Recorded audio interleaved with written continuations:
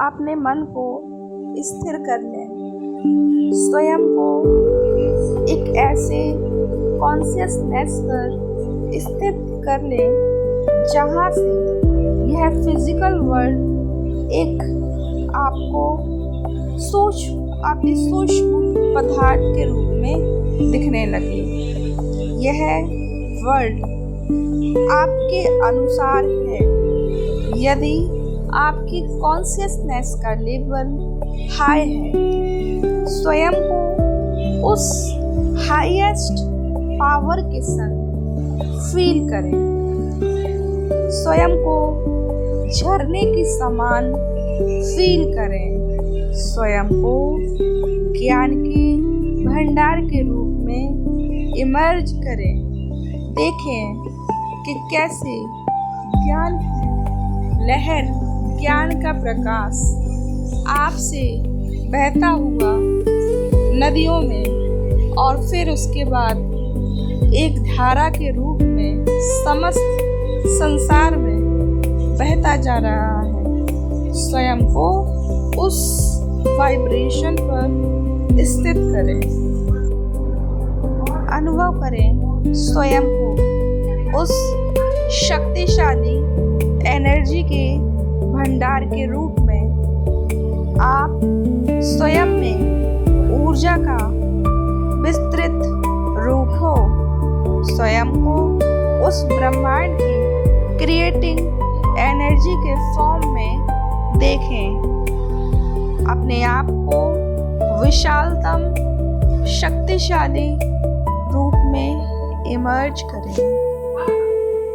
अपने आप को उस सर्वशक्तिवान पीस के मन पर लेवल पर स्थित करें। आपसे पीस के, प्योरिटी के, वाइब्रेशन की भासना दूसरों को आए। ऐसा क्रिएटिंग पावर स्वयं में डेवलप करें। स्वयं को देह भान की उस विकराल मायावी दुनिया से साक्षी होकर अपना पार्ट इमर्ज करें।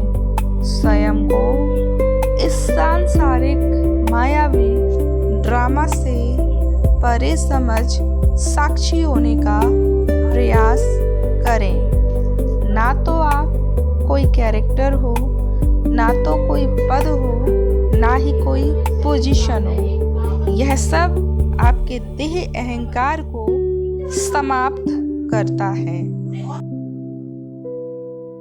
आज का हमारा विषय है अहंकार।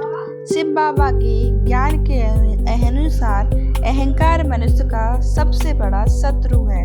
अहंकार वह स्थिति है जहाँ इंसान स्वयं को भूलता है। पद, धन, ज्ञान, गुणों या किसी विशेषता को अपना समझकर स्वयं को भुलाना। बाबा कहते हैं कि अपना अहंकार त्यागो, लेकिन देह अभिमान से अहंकार पैदा होता है। जब हम स्वयं को भूलते हैं तब मन में मैं और मेरा की भावना आती है। यही भावना धीरे धीरे अहंकार में परिवर्तित होती है।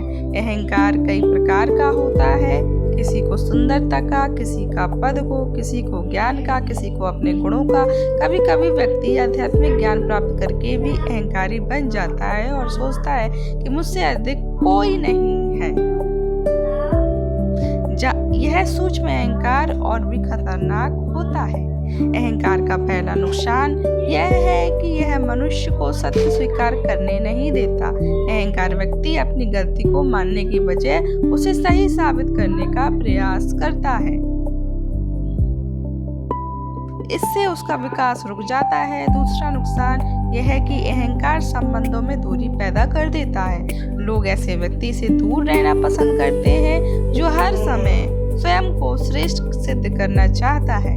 शिव बाबा हमें सिखाते हैं कि जो कुछ भी हमारे पास है वह परमात्मा की देन है। शरीर, बुद्धि, गुण, प्रतिभा, धन और पद सब कुछ समय के अनुसार मिला हुआ है। जब सब कुछ परमात्मा की देन है तो फिर अहंकार किस बात का? प्रश्न लगाइए। रावण की सबसे बड़ी शक्ति भी अहंकार थी। अहंकार के कारण वह अपने विनाश को नहीं पहचान पाया। इतिहास गवाह है कि अहंकार ने बड़े बड़े राजाओं को,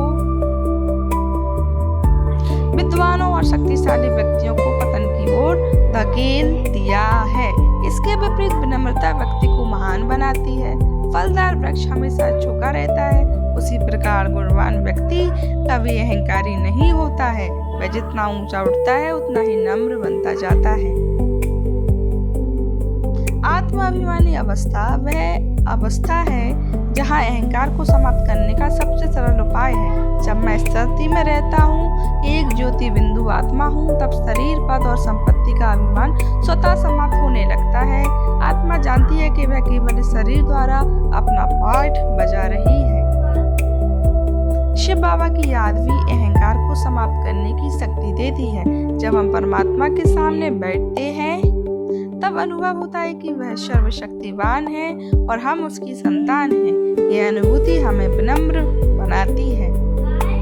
हमें प्रतिदिन स्वयं से पूछना चाहिए, क्या मैं किसी बात का अभिमान तो नहीं कर रहा?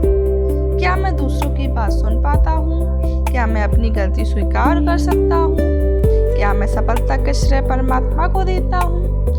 यही उत्तर सकारात्मक है तो हम अहंकार से दूर हैं, यदि नहीं तो हमें आत्मचिंतन और योग द्वारा स्वयं को बदलने की आवश्यकता है। आइए आज हम संकल्प करें कि हम देह अभिमान को छोड़कर आत्म अभिमानी बनेंगे। अपने हर गुण और सफलता को शिव बाबा की देन समझेंगे और जीवन में विनम्रता धारण करेंगे, क्योंकि जहाँ अहंकार समाप्त होता है वहीं से सच्ची महानता प्रारंभ होती है। ओम शांति। स्लोगन: अहंकार हमें परमात्मा से दूर करता है, जबकि विनम्रता हमें परमात्मा के निकट ले जाती है। ओम शांति, ओम शांति, ओम शांति।